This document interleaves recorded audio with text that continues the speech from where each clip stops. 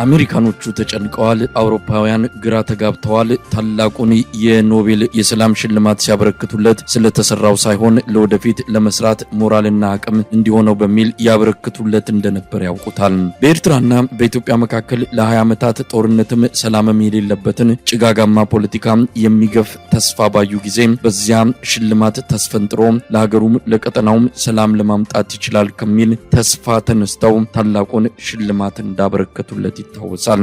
ተስፋቸው ሊጨናገፍ ያለሙት መልካም ነገር አፈር ከድሜ ሊገባ የወሰደው ጊዜ ግን ምናልባትም 1 ዓመትም አይሆንም። ሰውየው የሰላም ተምሳሌትነቱን በጦርነት አጋፋሪነት ቀይረውና ኢትዮጵያን የጦርነት መናኸሪያ ጎተራም አደረጋት። እንደ ጸበል በየክልሉ የዞረ እሳት ይረጭ ቦምብ ያዘንብ ጀመረና የኢትዮጵያን ህልም ባጭሩ ቀጨው። የምዕራባውያን ሀገራትንም ተስፋ ብዙም ሳይርቅ በቅርበት አጨናገፈው። ሲጀምረው በኦሮሚያ ክልል ያዝለቀቅ ባደረገው ውጊያ ነበረ። ከህወሓት መሪዎች ጋር የስልጣን ግብግብ ውስጥ ገባና ከሁለተኛው የዓለም ጦርነት ወዲህ ብዙ ህዝብ ያለቀበትን ጦርነት በኢትዮጵያ ምድር ላይ አቀጣጠለው። ያ ከሚሊዮን በላይ የጨረሰው የትግራዩ ጦርነት ጋብ ባለማግስት ወደ ተረኛው ክልል የጦርነቱን ጸበል ጻዲቅ ይዞ ገባ፣ ወደ አማራ ክልል። ከአማራ ክልል የሚተርፍ ሰራዊት የሚኖረው ከሆነ ቀጣዩን ጽዋ የምታወጣው የሶማሌ ክልል እንደምትሆን ይገመታል። ምዕራባውያን መንግስታት 5 ዓመታትን ወደኋላ መመለስ ቢችሉ ግምታችን ስህተት ነው ብለው የሰጡትን ሽልማት ቢነጥቁት የሚመርጡ ይመስላሉ።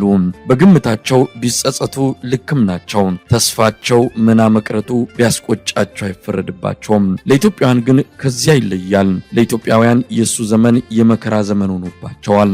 ዛሬን በሰቀቀን በሰቆቃ ይኖሩ ነገን በጨለመ ተስፋ ይጠብቁ ዘንድ እድል ጣፋንታቸው ሆኗል። እሱ ለኢትዮጵያውያን ሌላ አይደለም፣ መቅሰፍት ይዞባቸው የመጣ ክፉ ገዢ እንጂ።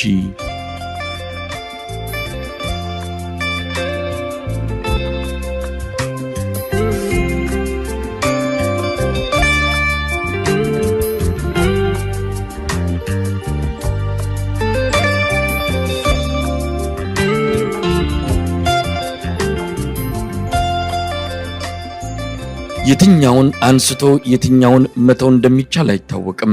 የትግራይ እናት ልቧ ተሰብሯል። የአማራ እናት እያቃሰተች ነው።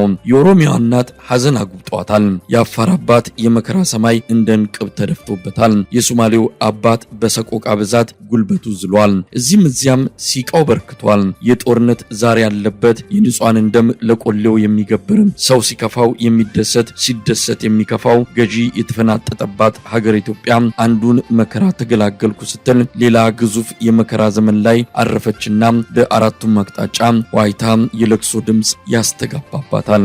ምን አጠፋን? ምን በደልን? እውነት ለመናገር ካንተ ምን አተረፈን? ከሰቆቃና ሲቃ በቀር ምንስ አገኘን? ያንተ ዘመን ለኢትዮጵያችን የመቅሰፍት ዘመን እንዲሆን በቅዱስ መጽሐፉ ትንቢት ተነግሮ ይሆን? ፈጣሪም አልሰማለም። እንደ ራሔል በራማ እንደተሰማው የለቅሶ ድምጽ የኢትዮጵያን እንባ በፈጣሪ ዘንድ መቼ ሆነ የሚታየው? ኤሎሄ ኤሎሄ ናማ ሰበክታኒ።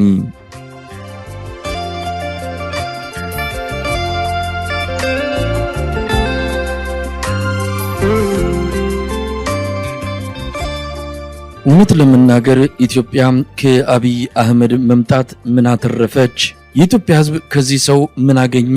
የአብይ አህመድ ትሩፋቶችስ ምንድናቸው? በሐቅና እውነት መነጋገር ከተቻለ የዚህ ሰው ወደ ኢትዮጵያ የፖለቲካ መድረክ መምጣት መቅሰፍት ወይስ በረከት? በኢኮኖሚው፣ በፖለቲካው፣ በማህበራዊ ጉዳዮች ሀገራዊ ክብርና ኩራት በጥቅሉ ኢትዮጵያ ከአብይ አህመድ ምን ያገኘችው አንዳች ነገር አለና ነው ለተጨማሪ 1 ቀን በስልጣን ላይ እንዲቆይ የምትፈቅድለት?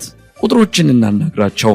31 ሚሊዮን ኢትዮጵያውያን አስቸኳይ የምግብ እርዳታ እንደሚያስፈልጋቸው በቅርቡ የወጣ ሪፖርት አመላክቷል። 5 ሚሊዮን ኢትዮጵያውያን ከቤታቸው አይኖሩም፣ ተፈናቅለው የሀገር ውስጥ ስደተኛ ሆነው ቀርተዋል። በዓለም በውስጥ መፈናቀል ኢትዮጵያ ቀዳሚውን ስፍራ የያዘችው በአብይ አህመድ የስልጣን ዘመን ነው። ኢትዮጵያ በ100 ዓመታት በተከሰቱባት አያሌ ጦርነቶች ካጣቻቸው ልጆቿ በብዙ እጥፍ ሚሊዮኖች ያለቁባት በዚሁ ሰው የአገዛዝ ዘመን ነው። 1 ኩንታል ጤፍ ከ3 ዓመት በፊት 5000 ብር የነበረው ዘንድሮ በ3 እጥፍ አድጎ 15000 ብር ገብቷል። ሽንኩርት በ200% እጥፍ ጨምሮ 120 ብር ካልሆነ የትም አይገኝም። ኑሮ ሰማይ ጣሪያ ነክቷል። አንድ የሕክምና ዶክተር የሚያገኘው ደሞዝ የአንድ የበግ ዋጋ የሚያወጣ አይደለም። መካከለኛ የሚባል የህብረተሰብ ክፍል ጠፍቷል። ከ100 የማይበልጡ ባለጠጎችን አጅበው 120 ሚሊዮን የሚሆኑ ኢትዮጵያውያን ከድህነት ወለል በታች ችጋር እየጠበሳቸው የሚኖሩባት ምድር ሆናለች ኢትዮጵያ። በህወሓት ዘመን ከወለጋ ጅጅጋ፣ ከሞያሌ መቀሌ እንዳሻው የሚንቀሳቀሰው ኢትዮጵያዊ ከ20 ኪሎ ሜትሮች በላይ ከሚኖርባት ከተማ መውጣት በህይወቱ ላይ ሞትን እንደ መጋበዝ የሚቆጠርባት የሆነችው ኢትዮጵያ በዚሁ ሰው በአብይ አህመድ የስልጣን ዘመን ነው። ነጻ ፕሬስ የሚባል የለም። ምንጣፍ ጎታች ከሆኑ የሳሎን ባሪያነታቸውን ከፈቀዱ ጥቂት ታማኝ የፖለቲካ መሪዎች በቀር በኢትዮጵያ ምድር የተቃዋሚ ድምጽ ከነጭራሹ ጠፍቷል።